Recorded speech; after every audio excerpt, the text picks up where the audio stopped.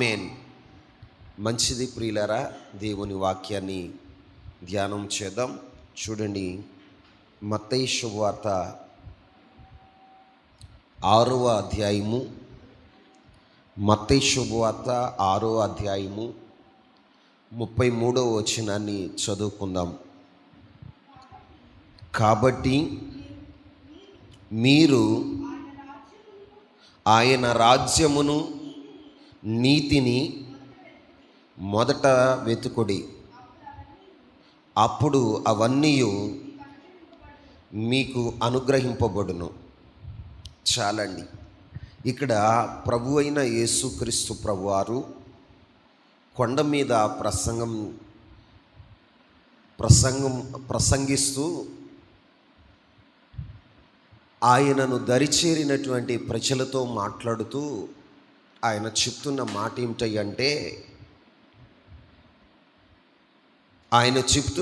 ఏమిటంటే కాబట్టి మీరు ఆయన రాజ్యమును ఆయన నీతిని మొదట వెతుకుడి, అప్పుడు అవన్నీ మీకు అనుగ్రహించబడును. ఈ రోజున ప్రభువైన యేసుక్రీస్తు ప్రభువారి యొక్క ఉద్దేశ్యము, యేసుక్రీస్తు ప్రభువారు తను వెంబడిస్తున్న ప్రజానీకానికి చెప్తున్నటువంటి మాటలు ఏంటంటే, అన్యజనుల వలె మీరు లోక సంబంధమైన వాటిని వెదకమాకండి. అన్యులైతే వాటిని మొదట వెతుకుతారు, మీరైతే ఆయన రాజ్యమును ఆయన నీతిని మొదట వెదకండి, అవన్నీ మీకు అనుగ్రహించబడును అని ప్రభువు చెప్తున్నాడు. ఈ రోజున దేవుని మాటను ఎంతమంది గైకొనేవారుగా ఉంటున్నారు? దేవుని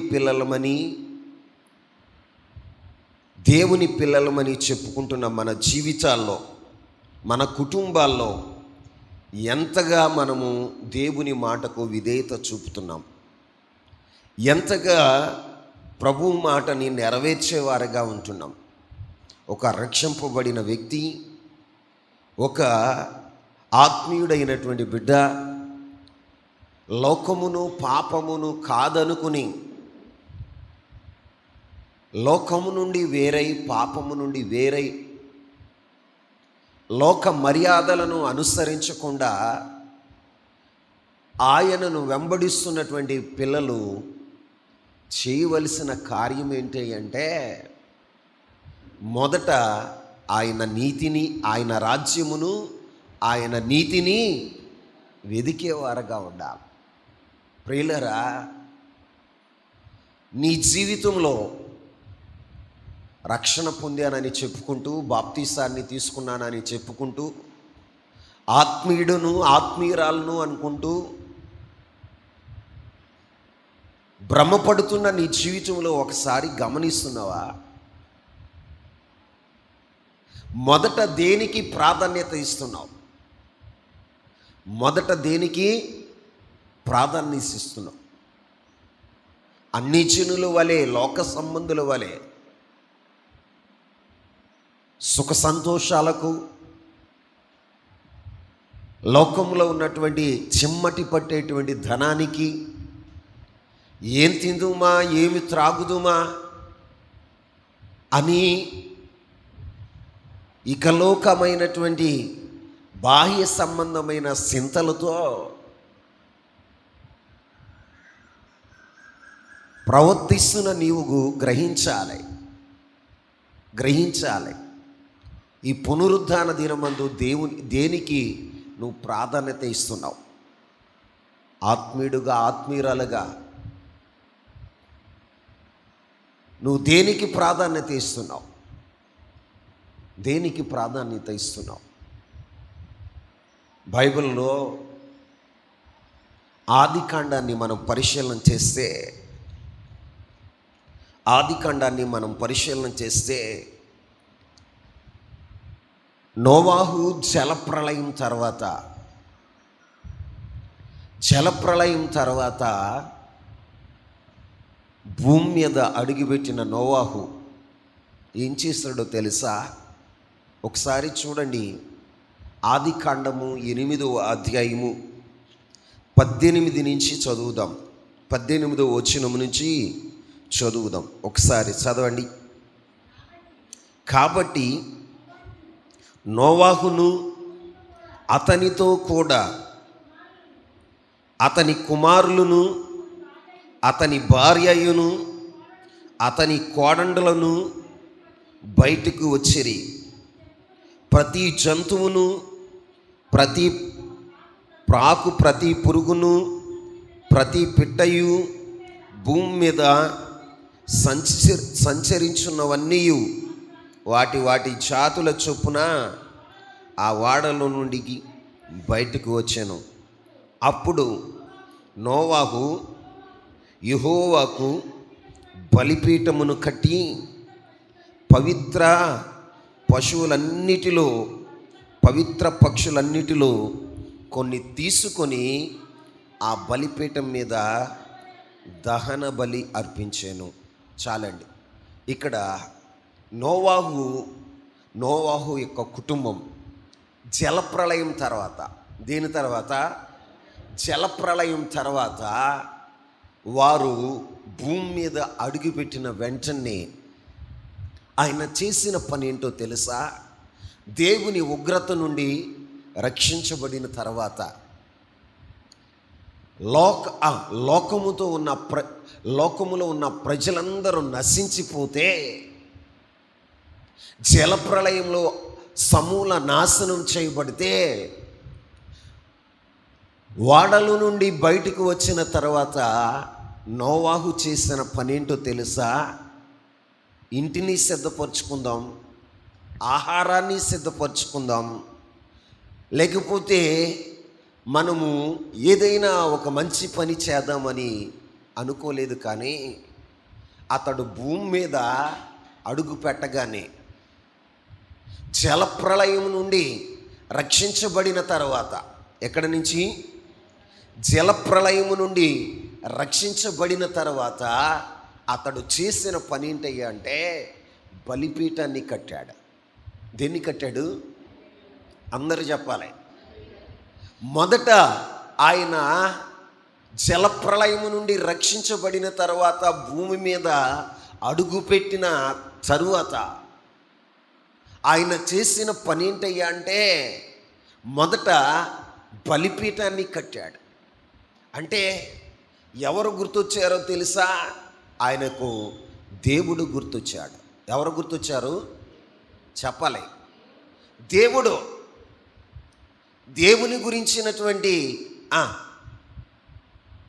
దేవుని గురించిన స్పృహ నోవాహు మదిలో ఉంది. కాబట్టి అయ్యో, ప్రపంచమంతా భూమి మీద ఉన్న సర్వజనులు నశించిపోతే, దేవుడు నన్ను రక్షించి, నన్ను ప్రేమించి, నన్ను నా కుటుంబాన్ని రక్షించి నన్ను ఆయుష్మంతుడుగా, ఆరోగ్యవంతుడుగా ఉంచాడు. కాబట్టి నేను కృతజ్ఞుడనై దేవునికి మొదట బలిపీఠాన్ని కట్టాలి అని, బలిపీఠాన్ని, దేవుని గురించిన స్పృహ నోవాహు కలిగి ఉన్నాడు. ఈ ప్రపంచంలో నువ్వు పరిశీలన చేస్తే, నీ జీవితంలో, నీ కుటుంబంలో దేవుడు చేసిన మేలులను జ్ఞాపకం చేసుకోవాలి. ఏం చేశాడో? లోకస్తులకు ఎందరికో లేని ధన్యతను నీకు ఇచ్చాడా? లోకస్తులకు లేని ధన్యతను నీకు ఇచ్చాడు దేవుడు. ఏం చేశాడు? పాపము నుండి నిన్ను విడిపించాడా? లోకము నుండి నిన్ను విడిపించాడా? తన రక్తమునిచ్చి నిన్ను తన స్వాస్థ్యముగా చేసుకున్నాడు. తన సన్నిధిలో నిన్ను నాటాడు. మరి నువ్వు చేస్తున్న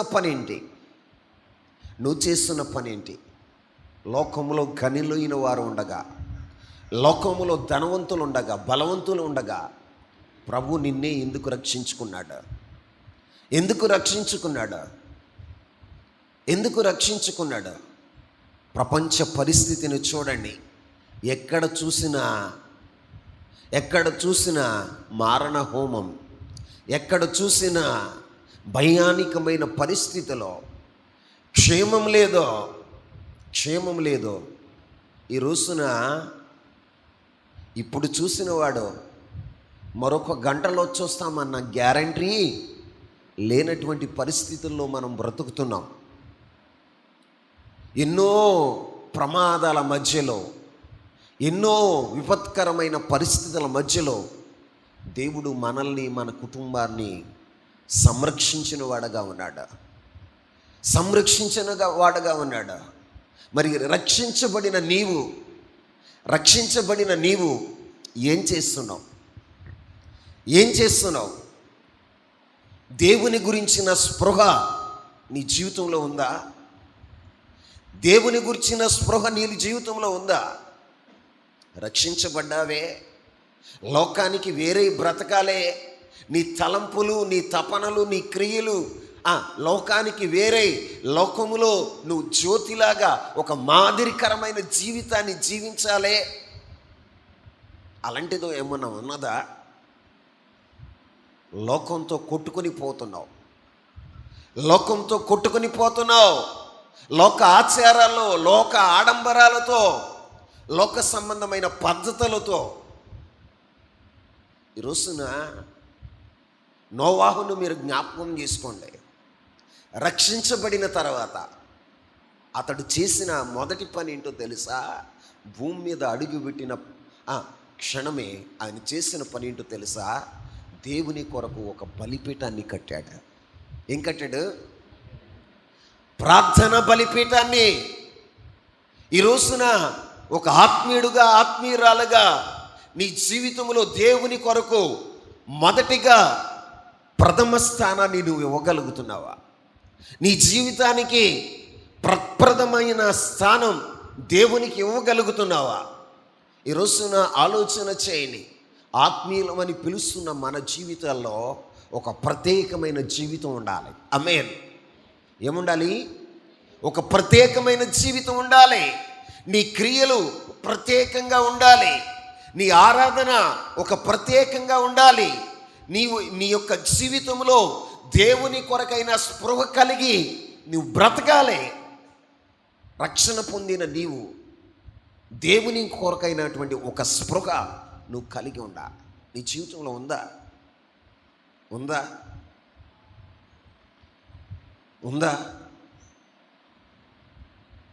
నోవాహును గురించి ధ్యానిస్తున్నప్పుడు నోవాహులో నాకు కనపడింది ఏంటో తెలుసా? దేవుని గురించిన స్పృహ ఆయన కలిగి ఉన్నాడు.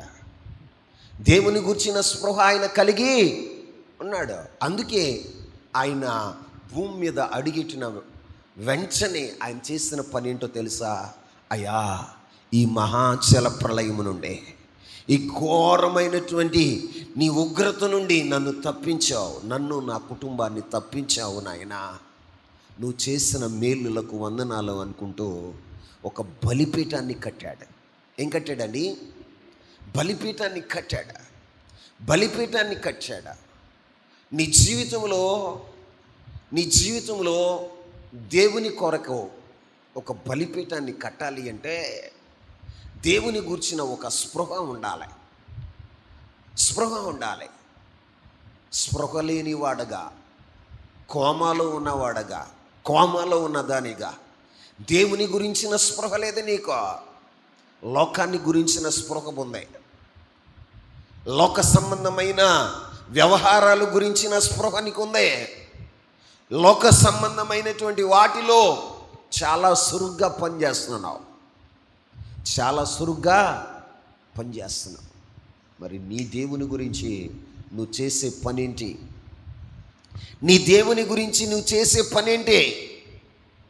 ఏది నీలో దేవుని గురించిన స్పృహ? ఏది కృతజ్ఞత అనుభవం? ఏది నీ జీవితంలో దేవుని గురించినటువంటి మొదటిగా చేయవలసిన పనులేయి? రోజున దేవుని సన్నిధిలో ఉన్న మనం గ్రహించాలి. ఇంకా సజీవులుగా మనం ఉన్నామంటే, మరొక నూతన దినాన్ని మనం పొందుకున్నామంటే, మన జీవితాల్లో తెలుసుకోవలసిన విషయం ఏంటో తెలుసా? ఆయన కృతజ్ఞులమై ఉండాలి. ఆమేన్. ఏమై ఉండాలి? నేను ఉదయాన్నే లేవంగానే దేవునికి కృతజ్ఞత స్తుతులు ఎందుకు చెల్లిస్తానో తెలుసా? మరొక నూతన దినాన్ని నాకు ఇచ్చావయ్యా, దయా కిరీటాన్ని నాకు ఇచ్చావు నాయనా. లోకంలో ఎంతోమంది చూడలేనటువంటి గొప్ప ధన్యత నాకు ఇచ్చావు. ఈరోజు సంపూర్ణమైన నీ చిత్తాన్ని నేను గ్రహించి ఆ చిత్తానుసారంగా నేను అడుగులేయటానికి సహాయం చేయండి. నా సొంత ఆలోచనల ప్రకారం, స్వచిత్త ప్రకారం నేను చేయకూడదు. నీ కృపా మహిమ కీర్తి కలగాలి. నేను నిలబడిన ప్రతి చోట నీకు ఆశీర్వాదకరంగా నేను ఉండాలి అని దేవుని సన్నిధిలో లేవగానే నేను చేసే ప్రార్థన ఇదే. లేవగానే నేను చేసే ప్రార్థన అదే. మరి మన జీవితాల్లో ఆత్మీయులమని పిలువబడుతున్న మనలో ఒక ప్రత్యేకమైనటువంటి జీవితం మనలో ఉండాలి కదా. ఆత్మీయులమని పిలువబడుతున్న మన జీవితాల్లో రక్షణ పొందిన నీకో, బాప్తిసం తీసుకున్న నీకో ఒక ప్రత్యేకమైనటువంటి జీవితం నీలో ఉండాలి కదా. ఏది? దేవుని కొరకైన స్పృహ నీలో ఉందా? ఒక బలిపీఠాన్ని కట్టే అనుభవం ఉందా? ప్రార్థన జీవితానికి నువ్వు లేనప్పుడు ఒక మాట మీకు చెప్తాను, వినండి. శరీరానికి ఆహారం ఎంత అవసరమో మన ఆత్మకు కూడా ఆత్మ సంబంధమైన ఆహారము అంతే అవసరం. ఆమేన్. అంతే అవసరం. శరీరము పుష్టిగా ఉండాలంటే, శరీరము ఆరోగ్యవంతంగా ఉండాలి అంటే, శరీరానికి ఎంత ఆహారం ఎంత అవసరమో నీ ఆత్మీయ జీవితానికి కూడా అంతే ఆహారం, ఆత్మ సంబంధమైన ఆహారం నీ ఆత్మకు కూడా అవసరమై ఉంది. ఈ రోజున నీ జీవితంలో ఆత్మ సంబంధమైన ఆహారం లేకుండా నేను ఆత్మీయుడిగా ఉంటాను, ఆత్మీయ కార్యాలు చేస్తాను అంటే ఎన్నటికీ నువ్వు చేయలేవు. ఆత్మ నీలో బలపడినప్పుడే నువ్వు శరీర కార్యాలను విసర్జించి ఆత్మ సంబంధమైన కార్యాలను నువ్వు చేయగలుగుతావు. నీ అంతరంగిక పురుషుడు బలహీనుడైనప్పుడు నువ్వు ఆత్మీయుడిగా ఉండలేవు. నువ్వు పెదాలతో నేను ఆత్మీయుడిని చెప్పుకోవచ్చు, కానీ ప్రతిదాన్ని ఆయన కొలత వేసి చూస్తాడు. దేవుని కొరకు నువ్వెంత ప్రాధాన్యత ఇస్తున్నావు? ఈ రోజున ఆయుష్నిచ్చి ఆరోగ్యాన్ని ఇచ్చిన దేవుని కొరకు నువ్వెంత ప్రాధాన్యత ఇస్తున్నావు? ఆయన మాటలను ఎంతగా నీ జీవితంలో నీవు తీసుకుంటున్నావో ప్రభు చూస్తున్నాడు కదా. ఆయన చెబుతున్న మాట ఏంటో తెలుసా? మొదట నా నీతిని, నా రాజ్యాన్ని వెదకండి. ఆత్మీయులని చెప్పుకుంటున్న మన జీవితాల్లో ఎంతమంది దేవుని పిల్లలు ఆయన రాజ్యాన్ని, ఆయన నీతిని వెతికేవారుగా ఉంటున్నారు? అన్ని జనుడు వలె, అవిశ్వాసి వలె, దేవుని మీద విశ్వాసం లేకుండా, నీ స్వసిత్తం మీద, నీ సొంత బలం మీద, నీ స్వజ్ఞానం మీద నువ్వు ఆధారపడుతున్నావు, కానీ దేవుని మీద ఆధారపడే అనుభవాలు లేవు. నోవాహు చేసిన పనేంటో తెలుసా? వాడలో నుంచి మొదట భూమి మీద అడుగు పెట్టగానే కృతజ్ఞత కలిగి దేవునికి బలిపీఠాన్ని కట్టిన వాడగా ఉన్నాడు. మనము దేవుని కొరకు బలిపీఠాన్ని కట్టాలి అంటే మన జీవితంలో దేవుని కొరకు బలిపీఠాన్ని కట్టి దానిపైన ఏమి అర్పించాడో తెలుసా? చూడండి, ఆదికాండము 8వ అధ్యాయం 20వ వచనాన్ని చదవండి. అప్పుడు నోవాహు యెహోవాకు బలిపీఠం కట్టి పవిత్ర పశువులన్నిటిలోను పవిత్ర పక్షులన్నిటిలోనూ కొన్ని తీసుకుని బలిపీఠం మీద దహన బలిగా అర్పించాడు. ఆమేన్. ఇక్కడ నోవాహు చేసిన పని ఏంటో తెలుసా? బలిపీఠాన్ని కట్టాడు. ఆ బలిపీఠం మీద ఆయన చేసిన పని ఏంటో తెలుసా? పవిత్రమైన పశువులు. ఏ పశువులండి? పవిత్రమైన పశువులను, పవిత్రమైన పక్షులను కొన్నిటిని తీసుకొని బలిపీఠం మీద దహన బలిగా అర్పించాడు. ఆయన తీసుకున్న వాటిలో కూడా దేవుని కొరకు అర్పించే వాటిని కూడా వేటిని తీసుకున్నాడో తెలుసా? ఏవి పడితే అవి తీసుకోవాలా? పవిత్రమైనవి. చెప్పండి అందరూ. ఏవి? పవిత్రమైన పశువులు, పవిత్రమైన పక్షుల్లో కొన్నిటిని తీసుకుని దహన బలిగా అర్పించాడు. ఎలా అర్పించాడు? దహన బలిగా అర్పించాడు. దేవుని కొరకు నువ్వు అర్పించాలి అనుకున్నప్పుడు, దేవుని కొరకు దహన బలిగా అర్పించాలి అనుకున్నప్పుడు మొదట నీ జీవితంలో ఉండవలసింది ఏంటో తెలుసా? మనసును సిద్ధపరచుకోవాలి. దీన్ని సిద్ధపరచుకోవాలి. చెప్పండి అందరూ. మనస్సును సిద్ధపరచుకోవాలి. ఒక వ్యక్తి మనసులో సిద్ధపాటు లేకుండా దేవుని కొరకు బలిపీఠాన్ని కట్టలేడు. ఒక మనిషి తన మనసును సిద్ధపరచుకోకుండా దేవునికి ఏ అర్పణను అర్పించలేడు. అందుకే అపోస్తుడైన పౌలు కొరింథీయులకు రాసిన 2వ పత్రికలో ఒక మాట చెప్తాడండి. 8వ అధ్యాయం 12వ వచనాన్ని చూడండి. 12వ వచనం. మొదట ఒకడు స్థిరమైన మనస్సు కలిగి ఉంటే శక్తికి మించి కాదు కానీ కలిమి కొలిదియే ఇచ్చినది ప్రీతికరమగును. ఇక్కడ ఒకడు సిద్ధమైన మనసు. ఏ మనసు? చెప్పండి. సిద్ధమైన మనసు ఉండాలి. ఏ మనసు ఉండాలి? దేవునికి అర్పించేవాడికి ఉండవలసిన శ్రేష్టమైనటువంటి లక్షణం ఏంటో తెలుసా? సిద్ధపరుచుకోవాలి. మనసును సిద్ధపరుచుకోవాలి. ఈ రోజున దేవుని వాక్యాన్ని వినేటప్పుడు మనస్సును సిద్ధపరచుకోవాలి. దీన్ని సిద్ధపరచుకోవాలి. మనస్సును సిద్ధపరచుకోవాలి. మనస్సును సిద్ధపరచుకోకపోతే నువ్వు వాక్యాన్ని వినలేవు. వాక్యాన్ని వినలేవు. సిద్ధపరిచినటువంటి హృదయం ఉన్నప్పుడే వాక్యం నీలో ఫలిస్తుంది. లేకపోతే ఏం ఫలిస్తాయో తెలుసా? ముండ్ల తుప్పలు. ఏంటండి?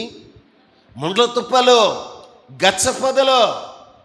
ఈ రోజున ఒక వ్యవసాయదారుడు తన పొలములో విత్తనాలు విత్తేటప్పుడు, తన పంట సేద్యపరిచేటప్పుడు పొలాన్ని ఏం చేస్తాడో తెలుసా?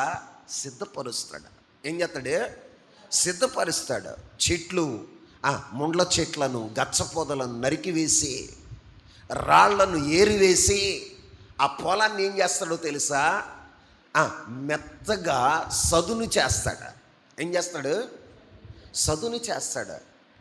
సదును చేసి అప్పుడు పంట వేస్తాడు. అది ఫలించేదిగా ఉంటుంది. అది నూరంతల ఫలాన్ని ఇచ్చేదిగా ఉంటుంది. ఎప్పుడో తెలుసా? హృదయాన్ని సిద్ధపరచుకున్నప్పుడు, పొలాన్ని సిద్ధపరిచినప్పుడు. ఇక్కడ అపోస్తుడైన పౌలు కూడా చెప్తున్న మాట ఏంటో తెలుసా? ఒక వ్యక్తి అర్పణ అర్పించాలి అంటే మొదట సిద్ధ మనసు ఉండాలి. ఏ మనసు ఉండాలి చెప్పండి? దేవుని కొరకు సిద్ధపడిన మనసు నీకులో ఉండాలి. ఇర్మియా భక్తుడితో ప్రభు అంటాడు, ఏమని చెప్తాడో తెలుసా? వారు మనస్సును సిద్ధపరచుకోలేదు, వాక్యాన్ని వినటానికి మనస్సును సిద్ధపరచుకోలే.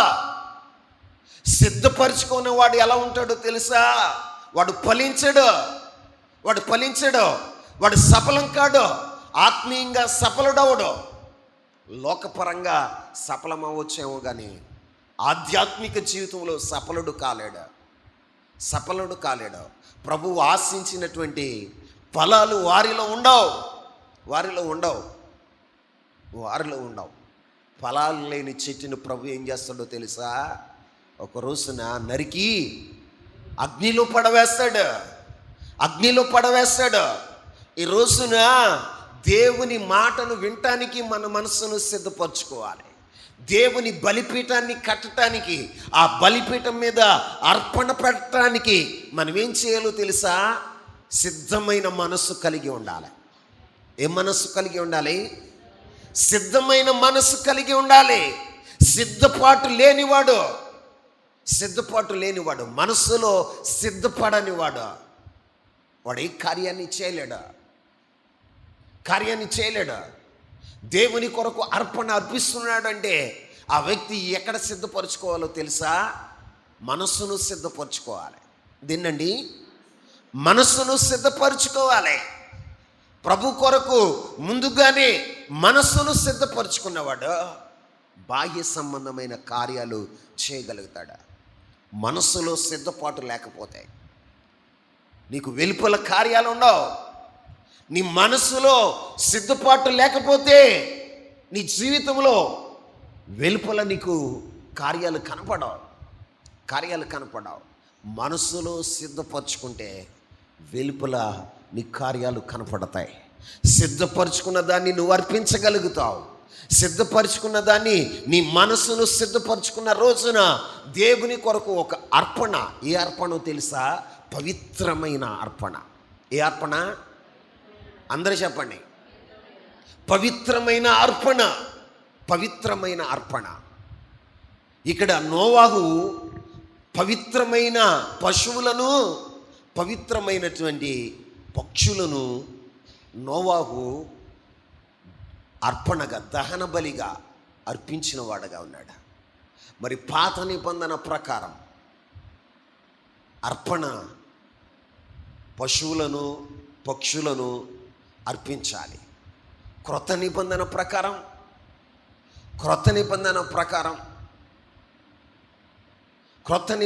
ప్రకారం ప్రభు అయిన యేసు క్రీస్తు ప్రభువారే బలిగాను అర్పణగాను అర్పించి ఆయన మన కొరకు తన్ను తాను అర్పణగాను బలిగాను అర్పించుకున్నాడు. ఆమేన్. అన్ని కాలాలకు సరిపడిన అర్పణ ఒకేసారి ఆయన అర్పించాడు. అయితే క్రొత్త నిబంధన ప్రకారం మనం అర్పించవలసింది ఏంటో తెలుసా? అపుస్తుడైన పౌలు చెప్తున్న మాట రోమీయులకు రాసిన పత్రిక 12వ అధ్యాయం మొదటి 2 వచనాలు మనం చదువుదాం. కాబట్టి సహోదరులారా, పరిశుద్ధమును దేవునికి అనుకూలమైన సజీవ యాగంగా మీ శరీరములను ఆయనకు సమర్పించుడని దేవుని వాత్సల్యమును బట్టి ఏమని చెప్తున్నాడు? పౌలు అపోస్తుడు చెప్తున్న మాట ఏంటి అంటే, మీరు సజీవ యాగంగా, ఎలాగా? సజీవ యాగంగా మీ శరీరములను ఆయనకు సమర్పించాలి. మరి మీ శరీరాల్ని ఎంతమంది దేవుని కోసం సమర్పించారు? ఎంతమంది మీరు సజీవ యాగంగా ప్రభు కొరకు అర్పించిన వారుగా ఉన్నారు. ఈ రోజున పౌలు అపోస్తుడు మరో మాట చెప్తాడు. ఏమని చెప్తాడో తెలుసా? తిమోతికి రాసిన పత్రిక, మొదటి పత్రిక 2వ అధ్యాయం 8వ వచనాన్ని చూడండి. తిమోతికి రాసిన మొదటి పత్రిక 2వ అధ్యాయం 8వ వచనం. కావున ప్రతి స్థలమందును పురుషులు కోపమును సంశయమును లేనివారై పవిత్రమైన చేతులెత్తి ప్రార్థన చేయవలనని ఏమంటున్నాడు?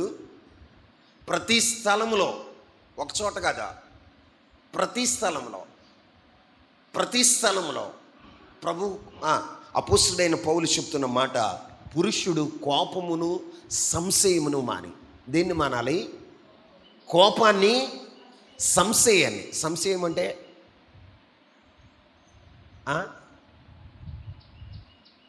అనుమానం. ఏంటండి? అనుమానాన్ని మాని మనం ఏం చేయాలో తెలుసా? పవిత్రమైన చేతులెత్తి ప్రార్థించేవారుగా ఉండాలి. ఈ రోజున సంఘంలో ఉన్న పురుషులు ఎంతమంది చేతులెత్తి, పవిత్రమైన చేతులెత్తి ప్రార్థన చేయగలుగుతున్నారు? ఒక ఆత్మీయుడు, ఒక ఆత్మీయురాలు నేర్చుకోవలసిన పాఠం ఏంటో తెలుసా? బైబిల్లో మీరు ఆది కాండం మొదలుకొని ప్రకటన గ్రంథం వరకు మీరు పరిశీలన చేసినప్పుడు ఎక్కువ ప్రార్థనలు చేసింది, ఎక్కువ బలిపీఠాలు కట్టింది, చేతులెత్తి ప్రార్థన చేసింది సమాజంలో ఎవరు ఎక్కువ ఉన్నారా అంటే పురుషులే ఎక్కువ ఉన్నారు. ఆమేన్. మీరు చూడండి, బైబిల్లో మొట్టమొదటి ప్రార్థన చేసింది ఎవరో తెలుసా? ఏనోషు. ఎవరండి? ఏనోషు. తర్వాత నోవాహు ప్రార్థన చేశాడు. ఎవరు ప్రార్థన చేశారు? నోవాహు ప్రార్థన చేశాడు. నోవాహు తర్వాత అబ్రహాం ప్రార్థన చేశాడు. అబ్రహాము తర్వాత ఇస్సాకు ప్రార్థన చేశాడు. ఇస్సాకు తర్వాత యాకోబు ప్రార్థన చేశాడు. ఏం చేశాడు? యాకోబు ప్రార్థన చేశాడు. మీరు ఆలోచన చేయండి, యాకోబు తర్వాత యోసేపు ప్రార్థన చేసిన వాడుగా ఉన్నాడు. ఆమేన్. ఈ రోజున వాక్యాన్ని వింటున్న నీ జీవితంలో గమనించాలి. తమ్ముడు, ఇటు చూడండి, అందరు నా వైపు చూడండి. దేవుని సన్నిధిలో ఉన్న నీవు ఎంతగా కోపాన్ని మానేవు, సంశయాన్ని మానవు, పరిశుద్ధమైన చేతులను ఎత్తి ప్రార్థించగలుగుతున్నావు. నామకార్థ క్రైస్తవుడుగా ఎంతకాలం ఉంటావు? నీ కుటుంబ ఆశీర్వాదానికి కారణం ఏంటో తెలుసా? మొదటి మెట్టేంటో తెలుసా? పవిత్రమైన నీ చేతులు ఎత్తటాన్ని బట్టే. ఆమేన్. ఏం చేయటాన్ని బట్టి? పవిత్రమైన నీ చేతులు ఎత్తాలి. ప్రతి స్థలములో కోపాన్ని మాని, సంశయాన్ని మాని, పవిత్రమైన చేతులెత్తి ప్రార్థించే అనుభవాన్ని నువ్వు కలిగి ఉండాలి. ఎంతమంది పురుషులు ప్రార్థన చేస్తున్నారు? బాబు ప్రార్థనకి రండి, ఆ మొత్తంలేండి. ఎవరొస్తారంట? మరి నువ్వేం చేస్తావు? ప్రభు చెప్పింది నీకా ఆమెకా? తోటను సేద్యపరచవలసింది నువ్వా ఆమె? చెప్పండి. ఈ రోజున పురుషులు ప్రార్థన అంటే నిర్లక్ష్యం. ఎవరైతే నిర్లక్ష్యంగా ఉంటారో వారి జీవితాలు కూడా దేవుడు అదే నిర్లక్ష్యాన్ని చూపుతాడు. వారి కుటుంబం మీద అదే నిర్లక్ష్యాన్ని దేవుడు చూపుతాడు. మీరు గమనించండి, బైబిల్ చెప్తుంది. మీరు ఆది కాండం నుంచి పరిశీలన చేసుకుంటా వస్తే స్త్రీలు ఉన్నారు, కానీ బైబిల్లో కనపడేది స్త్రీలు తక్కువ. ప్రార్థన విషయంలో ప్రార్థన చేసిన వారు అని లేఖనాలు రూఢిగా రాసిన ఎవరో తెలుసా? ఎక్కువ పురుషులే. ఆమేన్. అందుకే అపోస్తలుడైన పౌలు కూడా చెప్తున్న మాట ఏంటో తెలుసా? ప్రతి స్థలములో పురుషుడు పవిత్రమైన తన చేతులెత్తి ప్రార్థన చేయాలి. ఏం చేయాలి? ప్రార్థన చేయాలి. ఎంతమంది పురుషులు ప్రార్థన చేయగలుగుతారు? ఎంతమంది ప్రార్థన చేయ రాత్రంతా ప్రార్థించిన వారు ఎవరో తెలుసా? పురుషులే. ఎవరండి? పురుషులే. ఈ రోజున అలాంటి పురుషులు ఎంతమంది ఉన్నారు? రాత్రంతా దేవుని సన్నిధిలో గడిపేవారు ఎంతమంది ఉన్నారండి? రాత్రంతా దేవుని సన్నిధిలో గడిపిన వారి కుటుంబాలు ఎలా ఉంటాయో తెలుసా? ఒక ప్రత్యేకమైన స్థితిలో ఉంటాయి. ప్రత్యేకంగా దీవిస్తూ ఉంటాడు, ఆశీర్వదిస్తాడు. దేవుడు ఆశీర్వదిస్తాడు. యాకోబు రాత్రంతా ప్రార్థన చేశాడు. ఆయన ప్రార్థన ఏంటో తెలుసా? ప్రభువా నన్ను ఆశీర్వదించు. ఇంకేం చేయాల? ఒకే విషయంలో ప్రార్థన చేశాడు రాత్రంతా. దేవుడు ఆశీర్వదించాడా లేదా? చెప్పండి. ఆశీర్వదించాడా లేదా? ఆశీర్వదించాడు. యాకోబుని ఇశ్రాయేలుగా మార్చి ఒక గొప్ప జనాంగంగా చేశాడు. యాకోబుని ఒక దేశంగా చేశాడు. ఒక దేశంగా ఆయన చేశాడు. అంత గొప్పగా దేవుడు యాకోబుని ఆశీర్వదించాడు. మరి నీ జీవితంలో ఎంతవరకు మా ఆవిడ చేస్తుంది, మా పిల్ల చేస్తుంది, మరి నువ్వేం చేస్తావు నాయనా? నువ్వేం చేస్తావు? నీ ఆశీర్వాదానికి కారణం ఏంటో తెలుసా? నీ ప్రార్థన జీవితం. ఏంటండి? ప్రార్థన జీవితం. ప్రార్థన లేకుండా, దేవుడు లేకుండా, దేవునికి బలిపీఠం కట్టకుండా నువ్వు ఆశీర్వదించబడలేవు. ఇక్కడ నోవాహు భార్య లేదా? చెప్పండి. నోవాహు భార్య లేదా? ఎవరు కట్టారు బలిపీఠం? నోవాహు కట్టాడు. ఎవరు అర్పించారు? నోవాహు అర్పించాడు. తన భార్య ఉంది, 2 కోడళ్ళు ఉన్నారు, 3 కోడళ్ళు ఉన్నారు. క్షమించండి, ఎంతమంది? 3 కోడళ్ళు ఉన్నారు. అంటే 4 స్త్రీలు ఉన్నారు ఆ కుటుంబంలో. లేదని నేను చెప్పట్లా, కానీ ప్రథమ స్థానం ఎవరు తీసుకున్నారో తెలుసా? ఇంటి యజమాని తీసుకున్నాడు. ఆమేన్. ఈ ప్రథమ స్థానం ఇంటి యజమానుడిగా నువ్వెంతగా ప్రార్థిస్తావో అంతగా నీ పిల్లలు ప్రార్థన పరులవుతారు. నువ్వెంత నిర్లక్ష్యంగా ఉంటావో నీ వెనకమాల వచ్చే తరం కూడా ఎలా ఉంటుందో తెలుసా? అంతే నిర్లక్ష్యంగా ఉంటుంది. వారి జీవితాలు కూడా ఆశీర్వాదకరంగా ఉండవు. నువ్వు అనుకోవచ్చా, నా పిల్లలు చదువుకున్నా ప్రార్థన లేని వాడి జీవితం ఎలా ఉంటుందో తెలుసా? ఆశీర్వాదకరంగా ఉండదు. అభివృద్ధి జరిగితే జరగచ్చా, అది ఆశీర్వాదకరంగా ఉండదు. అభివృద్ధి వేరు, ఆశీర్వాదం వేరు. అభివృద్ధి వేరు, ఆశీర్వాదం వేరు. అభివృద్ధిని ఆశీర్వాదం అనుకోమాకండి.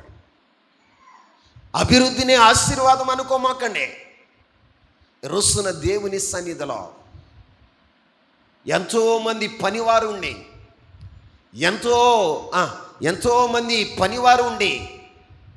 ఆస్తి ఉండి మందలు పశువులు గొర్రెలు మేకలు ఉండి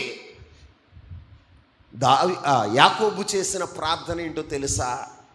దేవా ఈ రాత్రి నన్ను ఆశీర్వదించు.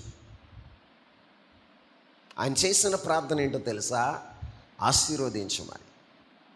అందుకే పౌలు అపోస్తలుడు చెప్తున్నాడు, ప్రతి స్థలములో పురుషుడు కోపము మాని సంశయమును మాని పవిత్రమైన చేతులెత్తి మీరు ప్రార్థించండి. ఆమేన్. నిజంగా ఏ కుటుంబ యజమాని అయితే ప్రార్థిస్తాడో ఆ కుటుంబం ఆశీర్వాదకరంగా ఉంటుంది. ఆమేన్. ఆశీర్వాదకరంగా ఉంటుంది. తన బిడ్డలు స్థిరపడేవారుగా ఉంటారా? ఈరోజు నా ప్రార్థన లేని జీవితంలో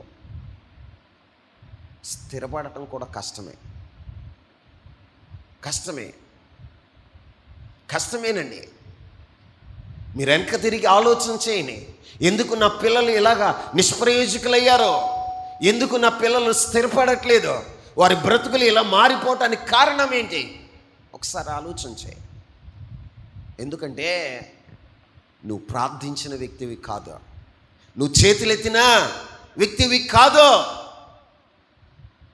దేవుని సన్నిధిలో మనం ఏం చేయాలో తెలుసా? కృతజ్ఞత కలిగి, ఏం కలిగి? కృతజ్ఞత కలిగి మనము ప్రభువుకి మన జీవితంలో ప్రప్రథమ స్థానాన్ని ఇచ్చేవారుగా ఉండాలి. ఆమేన్. ఒక ఆత్మీయుడు, ఒక రక్షణ పొందిన వ్యక్తి చేయవలసిన మొదటి పని ఏంటి అంటే దేవుని గూర్చిన స్పృహ ఉండాలి ఆ వ్యక్తికి. ఏ స్పృహ? దేవుని గురించిన స్పృహ. దేవుని గురించిన స్పృహ. నోవాకు అదే ఉంది.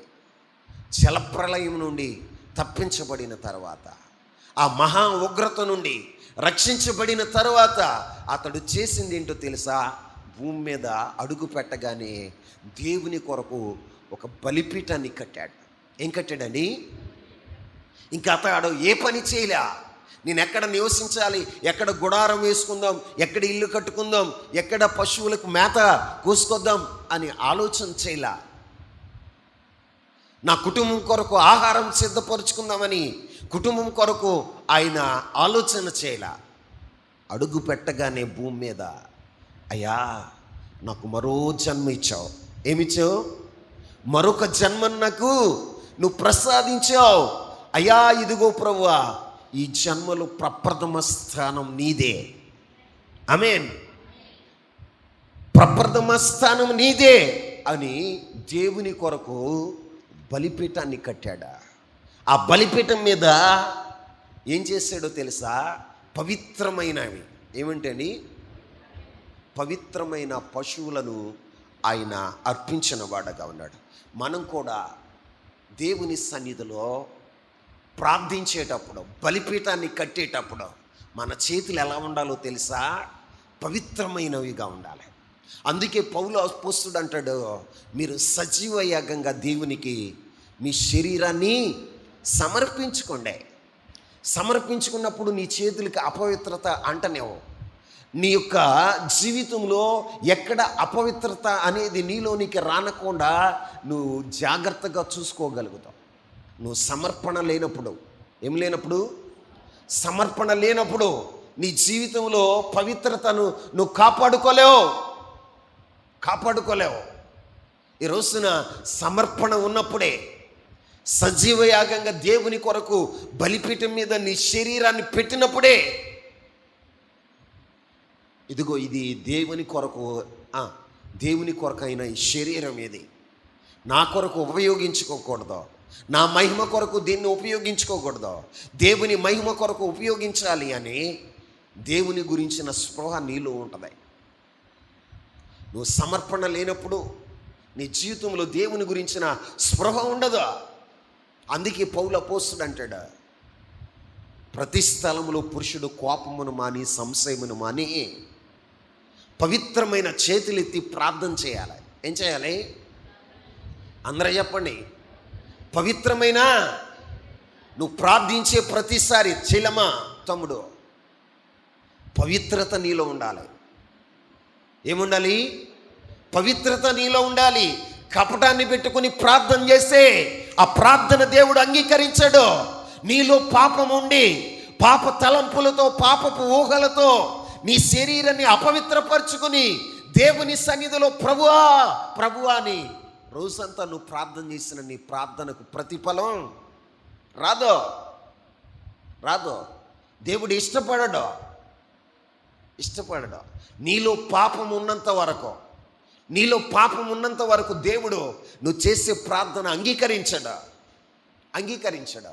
అందుకే యెషయా గ్రంథంలో ఆయన చెప్తాడు, 59వ అధ్యాయములో ఏమని చెప్తాడో తెలుసా? చూడండి ఒకసారి. యెషయా గ్రంథం 59వ అధ్యాయం 1వ వచనం. రక్షింపనేరక యుండునట్లు యెహోవా హస్తము కురసకాలలేదు, విననేరక యుండునట్లు ఆయన చెవులు మందము కాలేదు. మీ దోషములు మీకును మీ దేవునికి అడ్డముగా వచ్చున్నాయి. మీ పాపములే ఆయన ముఖమును మీకు మరుగుపరిచెను గనుక ఆయన ఆలకింపడు. ఏం చేయడట? దేవుడు ప్రార్థన ఆలకించడు. ఎందుకు ఆలకించడు? ఎందుకు ఆలకించడు? మనలో పాపం ఉంది. ఏముంది? పాపం ఉండగా దేవుడు మన ప్రార్థన ఆలకించడు. మొదట మనం క్లియర్ చేసుకోవలసింది, మొదట మనం చేయవలసింది ఏంటో తెలుసా? శుద్ధీకరణ. ఏంటండి? శుద్ధీకరణ. ఒక వ్యక్తి ఆధ్యాత్మిక జీవితంలో ప్రభువుకి బలిపీఠాన్ని కట్టేటప్పుడు, దేవుని సన్నిధిలో మనం ప్రార్థించేటప్పుడు, దేవుని కొరకు ఇంపైనటువంటి సువాసన కలిగిన ప్రార్థన చేయాలంటే ఆ వ్యక్తి దేవుని సన్నిధికి వెళ్ళగానే చేయవలసింది ఏంటో తెలుసా? తన పాపాన్ని ఒప్పుకోవాలి. పాపాన్ని ఒప్పుకోవాలి. నీలో పాపం ఉండి నువ్వు ప్రార్థన చేసే ఎన్ని సంవత్సరాలుగా నువ్వు ప్రార్థన చేసినా ఆ ప్రార్థనకు ప్రతిఫలం రాదు. ప్రభు అంటాడు, విననేరకుండానట్లు నా చెవులు మందం కాల, రక్షింప నేరకుండానట్లు నా చేతులు కురస కాలేదా? ఇదిగో మీకును నాకును మధ్యన మీ దోషములే అడ్డుగా ఉన్నాయట. మీ పాపములే అడ్డుగా ఉన్నాయి. అందుకే నేను ఆలకింపను అన్నాడా లేదా? మాట్లాడరే. ఆయన చెప్పాడని నేను చెప్తున్నానా? ఆయనే చెప్తున్నాడు. ఏమనో తెలుసా? నేను ఆలకింపను. ఏమని చెప్తున్నాడు? దేవుని సన్నిధికి మనం ప్రార్థన చేయటానికి వెళ్ళేటప్పుడు మనం ఏమై ఉండాలో తెలుసా? పవిత్రపరచబడాలి. పవిత్రమైన చేతులు మనం ఎత్తినప్పుడు, పవిత్రమైన పెదాలు మనం కలిగి ఉన్నప్పుడు, పవిత్రమైన మనసు కలిగి ఉన్నప్పుడు దేవుడు మన ప్రార్థన ఆలకించేవాడుగా ఉంటాడు. పవిత్రత లేకుండా ప్రభుని మనం చూడలేము. పవిత్రత లేకుండా ప్రభు మన ప్రార్థన అంగీకరించాడు. అందుకే మీతో చెప్పే మాట ఏంటి అంటే, మీరు దేవుని సమీపించేటప్పుడు నేను పవిత్రుడుగా ఉన్నానా, నేను పవిత్రురాలుగా ఉన్నానా అనేది నువ్వు గమనించాలి. నిన్ను నీవు పరిశీలన చేసుకోవాలి, శుద్ధీకరించాలి. నీ హృదయాన్ని శుద్ధీకరించుకోవాలి. దేవుని సన్నిధిలో ప్రార్థన చేస్తున్నావు, ఇప్పుడు దాకా ఇతరులని శపించేసి వస్తావు. ఇక్కడ మాత్రం ప్రభువా నువ్వు అంతయ్యా, నువ్వు ఎలాంటి వాడు తెలుసా? 10,000 మందిలో సుందరుడు అయ్యా, అతికాంక్షణీయుడు అయ్యా, సమీపింపరాని తేజులో వసించువాడవయ్యా. ప్రభు అంటాడు, చెవులు గట్టిగా మూసుకొని, అమ్మా నీకు దండం పెడతాను, నువ్వు ప్రార్థన చేయి మాకు. ఏమంటాడు? నువ్వు ఒకవేళ చేసిన ప్రభువా అన్నా కూడా ఆయన నీ ప్రార్థన అంగీకరించుడా. నీలో ఆయన ఏం కోరుకుంటాడో తెలుసా? మొట్టమొదటిగా దేవుని గురించిన స్పృహ ఉండాలి. రెండవది, దేవునికి బలిపీఠాన్ని కట్టాలి. అంటే ప్రార్థన జీవితాన్ని కలిగి ఉండాలి. ఆ ప్రార్థన చేస్తున్నప్పుడు నువ్వు ఎలా ఉండాలో తెలుసా? పవిత్రమైనటువంటి పశువులను నువ్వు అర్పించాలి. ఆమేన్. పవిత్రమైన పక్షులను నువ్వు అర్పించాలి. అంటే అర్థం ఏంటో తెలుసా? పవిత్రమైన చేతులు ఎత్తేవాడగా ఉండాలి. జపన్య గ్రంథం చూడండి. జపన్య గ్రంథం 3వ అధ్యాయం 9వ వచనాన్ని చదువుదాం.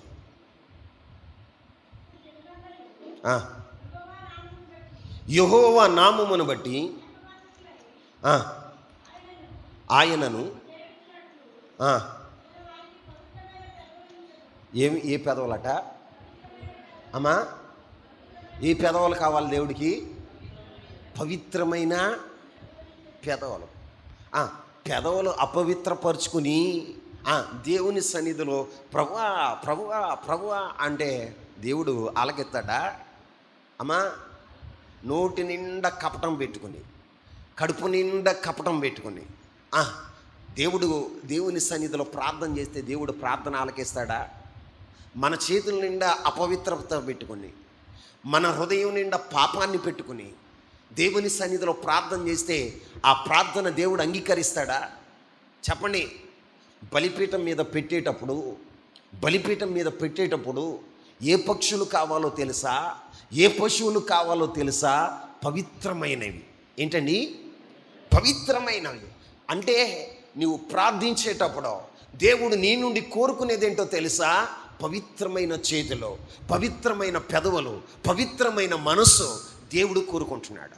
ఆ పవిత్రత నీలో లేకుండా నువ్వు చేసే ప్రార్థన దేవునికి అంగీకారంగా ఉండదు.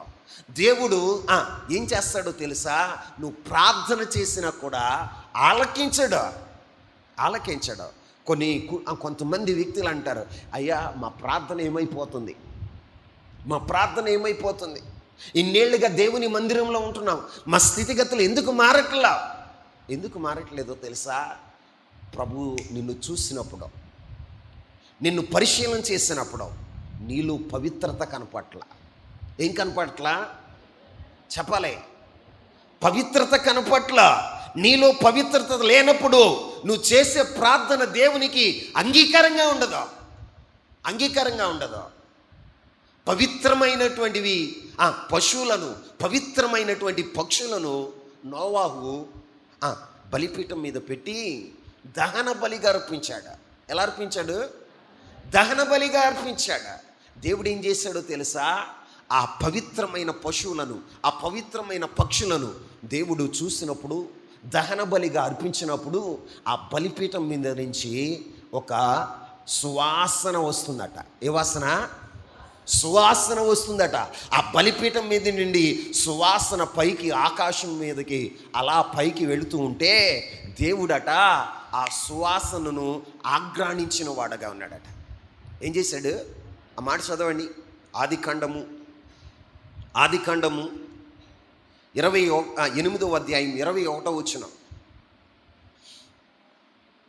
అప్పుడు యెహోవా ఇంపైన సువాసనను ఆఘ్రాణించి ఇక మీదట నరులను బట్టి భూమిని మరలా శపించను. ఎందుకనగా నరుల హృదయము వారి బాల్యము నుండి చెడ్డది. ఎలాంటిదంట? దేవుడు ఒక తీర్మానం చేసుకున్నాడు. ఎప్పుడో తెలుసా? నోవాహు కట్టినటువంటి బలిపీఠం మీద నుంచి ఇంపైన సువాసన వచ్చినప్పుడు. ఎప్పుడు చెప్పండి? ఇంపైన సువాసన వచ్చినప్పుడు దేవుడట ఆ ఇంపైన సువాసనని, మనకి మంచి వాసన వస్తుంది అనుకోండి, ఏం చేస్తాం? మాట్లాడరా? ఆడపిల్లలను అడగాలి. ఆడపిల్లలు గతంలో మీరు మల్లెపూలు పెట్టుకున్నారు. ఏం పెట్టుకున్నారు? సన్నజాజులు పెట్టుకున్నారు. అప్పుడు ఆ పూలు వాసన రాగానే ఏమంటారు? అబ్బా మంచి వాసన అవుతుంది. ఏమంటారు? ఇది కూడా చెడ్డదేనా? మరే గట్టిగా చెప్పరా? మంచి వాసన వస్తుంది. ఇంట్లో మీరు రుచికరమైన పదార్థాలు తయారు చేస్తున్నారు అనుకోండి, ఏ బిర్యానీ తయారు చేస్తున్నారు, వంట చేస్తున్నారా, అది మంచి వంటకం, మంచి వాసన వస్తుంది. పిల్లలు ఏం చేస్తారు? మమ్మీ అబ్బా ఈరోజు మంచి వాసన వస్తుంది. ఏమంటారు? మంచి వాసన వస్తుంది. దేవుడు కూడా అలా అన్నాడంట. నోవాహు బలిపీఠం మీద దహన బలిని అర్పించినప్పుడు నోవాహు అర్పించిన అర్పణ ఎలా ఉందో తెలుసా? ఇంపైన సువాసన వచ్చిందట. ఏ వాసన అండి? ఇంపైన సువాసన వచ్చినప్పుడు దేవుడట అని ఆగ్రహించాడట. అప్పుడు దేవుడు దిగి వచ్చి నోవాహుతో ఒక నిబంధన చేస్తున్నాడు. ఏం చేస్తున్నాడండి? నిబంధన చేస్తున్నాడు. నీ జీవితంలో కూడా దేవుడు నీ ప్రార్థన ఆలకించి ఆయన దిగిరావాలి. ఆమేన్. దిగి వచ్చి నీతో ఒక నిబంధన చేసేవాడుగా ఉండాలి. మరి అలాంటి జీవితం నువ్వు కలిగి ఉన్నావా? రక్షింపబడిన నీ జీవితంలో పాపం వద్దని, లోకం వద్దని, ఆచార భక్తి వద్దని నువ్వు ప్రత్యేకించబడ్డావు. చీకటిలో నుంచి ఆశ్చర్యకరమైన తన వెలుగులోనికి నువ్వు పిలువబడ్డావు. రాజులైన యాజక సమూహంలో చేర్చబడిన నీ ప్రార్థన ఎలా ఉండాలో తెలుసా? ఇంపైన సువాసన రావాలి. ఏ సువాసన చెప్పాలి? ఇంపైన సువాసన రావాలి. ఈరోజు దేవుడు ఎందుకు నీతో నిబంధన చేయట్లేదు? నీతో ఎందుకు దేవుడు ఒక నూతన నిబంధన చేయట్లేదంటే, నీ జీవితంలో, రక్షింపబడిన నీ జీవితంలో దేవుని గురించిన స్పృహ లేదు. రక్షించబడిన నీ జీవితంలో దేవుని కొరకు బలిపీఠాన్ని కట్టే అనుభవం లేదు. నువ్వు ప్రార్థించినా పవిత్రమైనటువంటి చేతులు లేవు, నీ జీవితంలో లేవు. పవిత్రమైన పెదవులు లేవు, పవిత్రమైన మనసు నీకు లేదు. లేకుండా ఆచారబద్ధంగా, ఎలాగండి? ఆచారబద్ధంగా అలవాటు చొప్పున మాట్లాడిన మాటలే నీవు దేవుని సన్నిధిలో ప్రార్థించేవాడుగా ఉన్నావు. దేవుడు ఏం కోరుకుంటాడో తెలుసా? నువ్వు ప్రార్థిస్తూ ఉన్నప్పుడు నువ్వు మైమరిచిపోవాలి. ఆమేన్. ఏం చేయాలి? మైమరిచిపోవాలి. ఇప్పుడు నువ్వు మైమరిచిపోతావు పరిశుద్ధాత్మలో నువ్వు ప్రార్థన చేసినప్పుడు. ఎప్పుడు చెప్పాలి? పరిశుద్ధాత్మలో ప్రార్థన చేయాలి. నీవేం చేస్తావు? నీ ఆధీనంలోనే ఉంటావు. 5 నిమిషాలు అవుతుంటే నీ కాళ్ళు నొప్పులు వచ్చేది. 5 నిమిషాలు అవంగానే నీ నడుము నొప్పి వచ్చేది. 5 నిమిషాలు అవంగానే నీ జీవితంలో ఏం చేస్తావో తెలుసా? నీ పరిస్థితి అర్థమవుతుంది. కారణం ఏంటో తెలుసా? నువ్వు నీ స్వాధీనంలో ఉన్నావు. నీ స్వాధీనంలో ఉన్నావు. పరిశుద్ధాత్మ స్వాధీనంలోనికి వెళితే చెప్పనా సౌఖ్యంగా నీ మహిమాయుక్తమైన మూలుగులతో ప్రార్థన చేస్తావు. ఎలా ప్రార్థన చేస్తావు? చెప్పనా సౌఖ్యంగాని మహిమాయుక్తమైన మూలుగుతావు, భాషలతో మాట్లాడుతావు, దేవుని సన్నిధిలో మైమరిచిపోయి ప్రార్థన చేస్తావు. మైమరిచిపోయేవాడు టైం చూస్తాడా అమ్మా? మరి మీ ప్రార్థన ఎలా ఉంది? 5 నిమిషాలు ప్రార్థన చేస్తే ఏమో చాలాసేపు చేస్తుందండి. ఓ పావుగంట చేసింది అనుకో, ఓ సహోదరి వీళ్ళ సనుగులు ఎన్నో తెలుసా? ఇక ప్రార్థన చేస్తాం మానేస్తారు. పీఠం వేసుకొని కూర్చుంటారు. ఏమేస్తారు? ప్రార్థన చేసేవాళ్ళు ఎలా ప్రార్థన చేయాలి? మోకరించి సాగిలపడి. ఎలా ప్రార్థన చేయాలి? సాగిలపడే దేవుని సన్నిధిలో మోకరించాలి. ప్రభువు మోకాళ్ళ మీదకి రమ్మంటాడు. మనోళ్ళు పురుషులు మరి కాళ్ళు తీతలు చేతాయి నుంచుని. మోకరించలేవా? నీకేమన్నా జబ్బా? మోకరించడానికి మాయరోగం ఏంటి?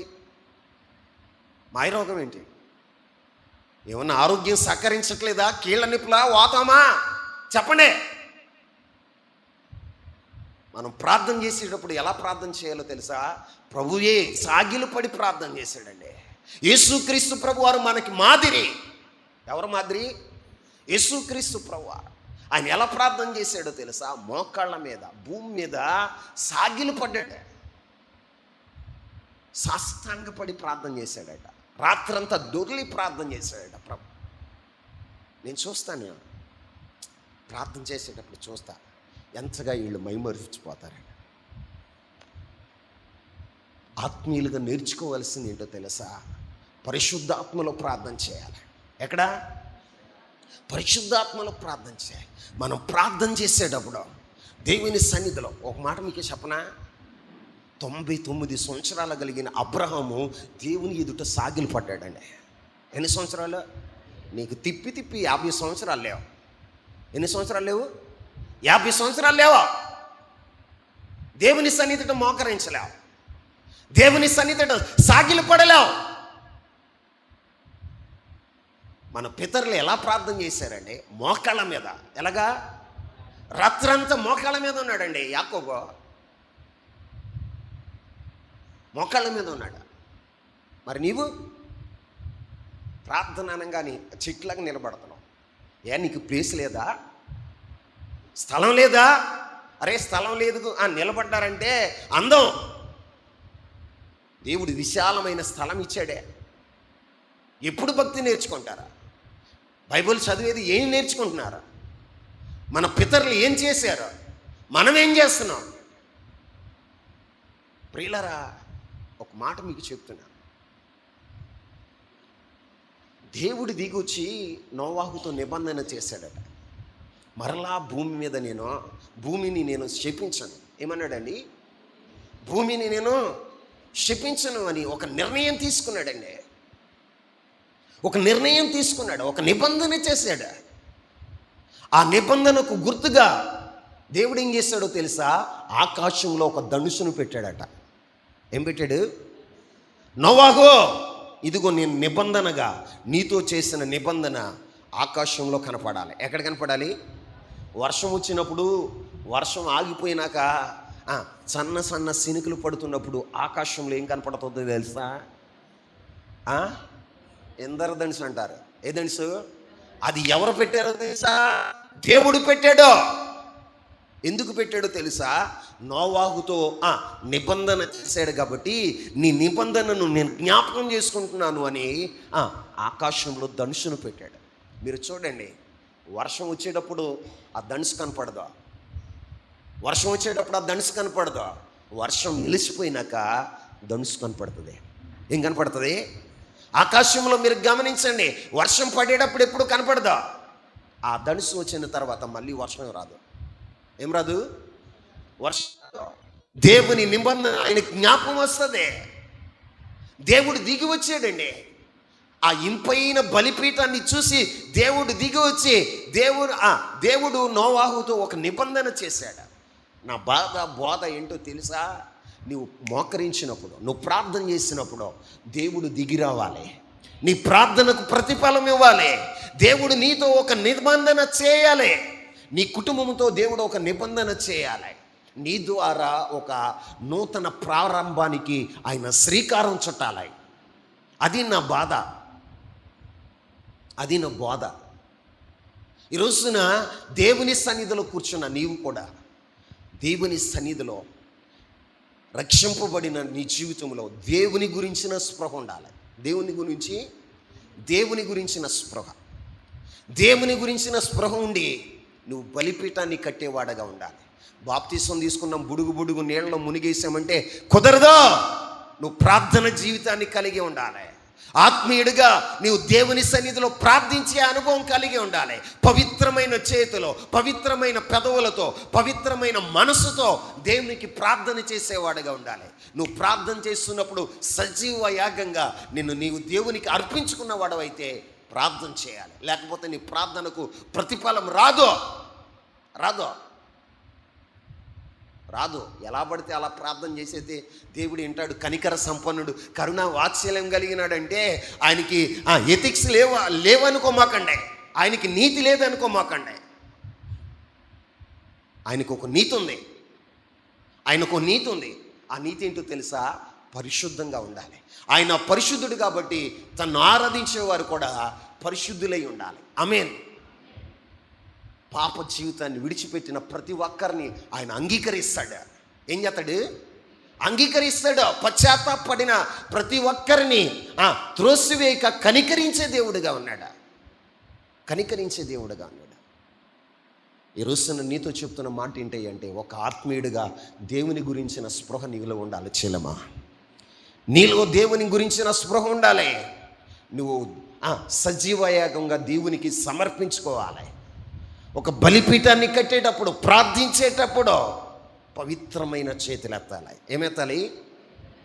పవిత్రమైన పెదవులతో, పవిత్రమైన మనస్సుతో, సిద్ధపరుచుకున్న మనస్సుతో దేవుని సన్నిధిలో ప్రార్థన చేస్తే ఆ ప్రార్థన దేవునికి ఇంపైన సువాసన అవుతుంది. ఈ సువాసన ఇంపైన సువాసన. ఆ ఇంపైన సువాసన ఆగ్రాణించిన దేవుడు నీ కొరకు, నీ కుటుంబం కొరకు దిగివచ్చిన దేవుడిగా ఉంటాడా. నీతో ఒక నూతన నిబంధన చేసేవాడుగా ఉంటాడా. ఈ రోజున నీ ప్రార్థన అంగీకరించిన దేవుడు నీతో ఒక నూతన నిబంధన చేసి నీ కోసం, నీ కుటుంబం కొరకు నూతనమైన కార్యాలు చేయటానికి ఆయన శ్రీకారం చుట్టేవాడగా ఉంటాడా. అట్టి కృప పరిశుద్ధాత్మ దేవుడు మీ అందరికీ దయచేయను గాక. మోకరిస్తారా? చేతులు ఎత్తుతారా? చిన్న ప్రార్థన చేసుకుందాం.